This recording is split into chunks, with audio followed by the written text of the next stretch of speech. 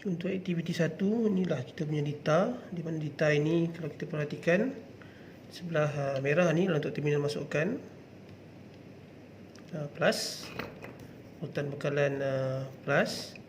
Yang hitam ni adalah untuk negatif. Ini adalah R1, ini adalah R2, ini R3, R4, R5, LED yang pertama dan LED yang kedua. Jadi kita nak ukur dia punya voltan untuk setiap komponen, itu perintang dan juga LED.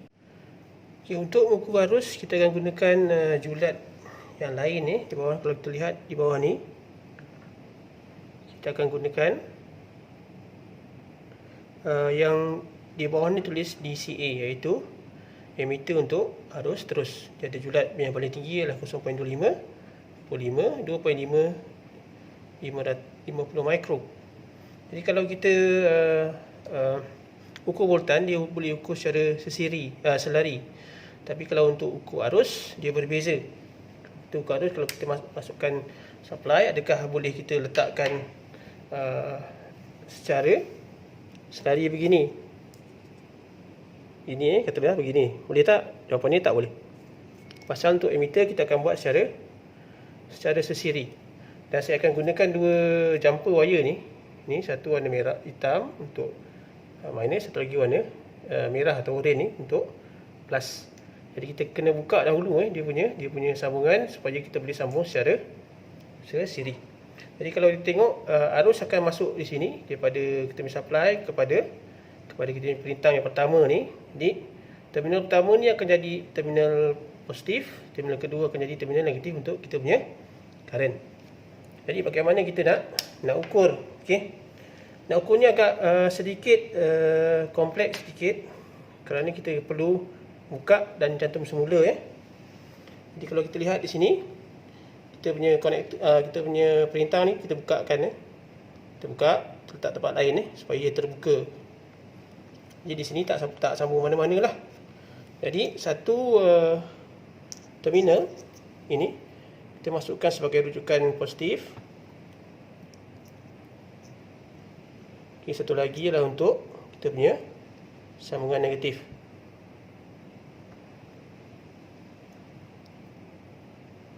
Okay, yang merah akan masuk pada yang bahagian yang pertama ni, masuk. Jadi yang ini kita putuskan tadi kita sambung, lalu emitter ni secara sesiri dan kita masuk pada perintang pertama. Jadi kaedah ni lah untuk mengukur arus pada perintang pertama. Dan kalau kita setkan kita punya julat ni, kita set pada yang paling tinggi dahulu. Okey, jadi kalau kita onkan, kalau salah polariti dia akan terbalik. Kita onkan, dia tak ada bacaan, pasal bacaan tu agak terlalu kecil.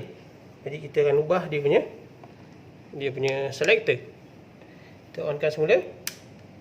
Baru ada sikit Jadi 25 tak cukup. Kita akan tukar balik pada 2.5. Okey, dan kalau kita lihat di sini, julat kita adalah pada 2.5 mili. Dan kita ambil ni pada yang atas ni lah, V dan A. Kita baca pada 250 dan kita baca sini berapa. Kalau lihat di sini, dia lebih kurang pada 190. Okey. Kalau 250 dia akan jadi 2.5. Kalau 190 dia akan jadi 1.9 mili ampere. Jadi kita boleh buat dia punya anggaran conversion dia, bagaimana kita nak baca dia punya nilai sebenar. Jadi itulah bacaan untuk arus pada di tangan pertama. Jadi untuk perintang kedua yang ini sama juga, perintang ni 1K, terletak dia pada skala 0.25. Asal dia begini. Asal dia, kalau kita lihat asal dia, kedudukan kita punya perintang adalah begini. Inilah asalnya. Ini asalnya. Jadi untuk ukur arus, kita kena putuskan bahagian ni, sama ada bahagian depan sini atau bahagian belakang di sini. Mana-mana boleh Okey, kita putuskan. Dan bahagian pertama ni, di depan ni, kita punya supply, masukkan positif. yang nombor 2 ni telah masukkan negatif. Pasal yang ni dah terputus ya. Jadi masukkan negatif. Dan kalau kita lihat dia punya sambungan ni, kalau yang ini menegak ni dia ada garis ni, garis. Yang ini adalah sepunya ataupun common. Yang ini pun sepunya dengan satu barisan ni. Jadi dua barisan ni adalah tidak bersambung. Ini adalah untuk atas saja yang bahagian bawah. Okey, dia ada nombor sini F GHIJ dan 1. Jadi 1 ke bawah daripada I ni sampai F ni adalah common, bersambung. Okey, jadi kalau kita tengok, kita ambil bacaan pada titangan kedua, apa yang kita dapat, bacaan dia adalah pada tak nampak lagi. Ni kalau salah pasang dia akan kalau salah pasang dia akan terbias ke sebelah sini lah, dia akan jadi minus. Okey, jadi kalau kita tukar julat, pula. Untuk yang pertama tadi kita dapati bahawa dia dalam julat 2.5 mili. Yang ini pun sama. Kalau boleh dapatkan hampir pada full scale, bukan overshoot full scale, bukan sampai melepasi full scale. Jadi kita dapati bahawa pada kita punya julat 2.5, bacaan adalah pada bacaan di sini. Jadi kat mana julat nak baca pada 250. Pasal yang sini ada 0.25, 25, 2.5 dan juga 50 mikro. Jadi julat yang kita boleh gunakan antara 50 dan 250. Jadi untuk yang ini adalah 2.5. Bacalah pada julat 250, dapatkan bacaan ni berapa. Dan kemudian catatkan dalam awak punya jadual. Okey, ini adalah cara sambungan bagaimana kita nak ukur arus melalui perintang. Inilah perintang 220 ohm. Jadi kita putuskan asalnya adalah daripada sini ke sini. Kita putuskan positif akan sambung pada emitter, negatif akan sambung pada negatif emitter, negatif tu akan sambung balik pada kita punya perintang. Boleh tak di belakang sini, boleh juga. Jadi putuskan di belakang nantilah, ada cara yang lain. Jadi saya akan putuskan bahagian depan. Jadi arus akan masuk pada kita punya perintang ni, lalu pada kita punya emitter di sini, kembali pada terminal negatif, masuk balik pada kita punya perintang. Jadi itulah cara mengukur arus. Jadi kita onkan dia punya power dan dapatkan dia punya bacaan.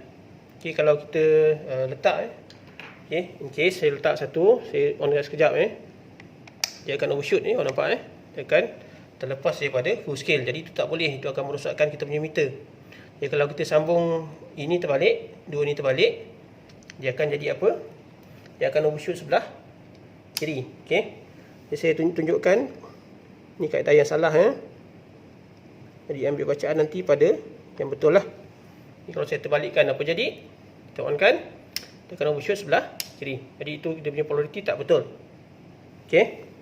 Jadi bacaan yang sebenar adalah bacaan untuk inilah. Jadi kalau kita onkan berapa bacaan, ambillah bacaan yang itu. Untuk kita punya, untuk arus yang lalu pada 220. Okey. Dan inilah sambungan untuk mengukur arus yang lalu pada perintang 560 ohm di sini. Jadi kita putuskan bahagian ni, asalnya dia bersambung daripada sini ke sini Jadi kita putuskan positifnya akan masuk pada emitter. Masuk pada emitter, negatif akan masuk kembali pada terminal negatif. Negatif akan sambung balik pada kita punya perintang ini dan kemudian akan melengkapkan kita punya litar. Jadi inilah untuk bacaan untuk perintang R4 iaitu bernilai 560 ohm. Jadi kita onkan power untuk dapatkan dia punya bacaan. Jadi ambil bacaan, ambil julat dahulu. Ni julat kita adalah pada 2.5. So bacaan kita adalah pada 250. Dapatkan bacaan dahulu kemudian baru kita buat conversion. Dapatkan dia punya nilai arus. Jadi itulah arus yang lalu pada perintang 560 ohm. Jadi sambungan ini kalau kita lihat, apa yang saya dah putuskan adalah sambungan antara perintang 330 ohm ni kepada dia punya sambungan pada 220 dan juga 1K. Jadi sebenarnya apa yang kita nak ukur di sini adalah arus yang lalu pada perintang. Jadi arus masuk daripada terminal bekalan masuk di sini. Okay, dan ini akan masuk pada emitter keluar balik dia akan sambung kepada kita punya perintang 330 ohm. Dan inilah kaedah untuk mengukur arus pada perintah 330 ohm. Kita putuskan dan kemudian kita masukkan dalam emitter dan kita ukur dia punya bacaan berapa. Okey. Ini sama juga julat masih tak berubah. Jadi dapatkan bacaan jarum tu berapa? Bacaan jarum di sini berapa ya? Sini berapa? Kemudian masukkan dalam jadual dan kalau boleh buat conversion secara dalam ingatan dalam kepala, bolehlah lebih mudah lah. Kalau tak faham lagi, kita buat conversion yang saya dah ajarkan dalam lab yang kedua. Okey, jadi kita nak ukur arus yang lalu pada kita punya LED yang ini. Jadi sambungan antara perintang ni kepada LED ni kita putuskan ni. Jadi satu ujung ni positif, kita masuk pada emitter. Negatif kembali balik, negatif keluar daripada emitter, negatif kembali balik ke terminal negatif, sambung kepada kita punya LED. Jadi apa yang kita nak ukur di sini adalah arus pada LED merah, iaitu LED 1. Jadi kita dapatkan dia punya nilai Okey, sama juga 2.5 bacaan julat pada 250 di sini, dapatkan bacaan di sinilah berapa bacaan dan catatkan bacaan dalam jadual untuk dihantar sebagai satu laporan. Okey. Jadi sambungan ini untuk mengukur arus pada LED warna hijau. Di mana kalau kita lihat, saya akan ambil arus ni sebelum LED ni. Jadi LED ni asalnya daripada 330 disambungkan terus pada kita punya LED terminal positif lah. Jadi saya akan putuskan antara dua ni. Yang bahagian rujukan positif, kita akan masuk pada rujukan positif emitter di sini. Negatif dia akan kembali balik. Okey, dia gelung di PPMC adalah gelung. Gelung tu akan masuk di sini, dia akan masuk semula pada kaki cathode ni, anode, kaki positif, dan dia akan masuk pada LED hijau ni lah, dan dia akan melengkapkan litar. Jadi litar perlu lengkap sebelum kita ukur dia punya arus. Kalau litar tu terputus, dia tak tersambung. Jadi inilah untuk mengukur arus pada LED warna hijau, LED kedua. Dan julat masih sama. Saya bekalkan kuasa dan dapatkanlah dia punya bacaan berdasarkan kaedah yang telah diajar pada lab 2 dan contoh-contoh yang sebelum ini.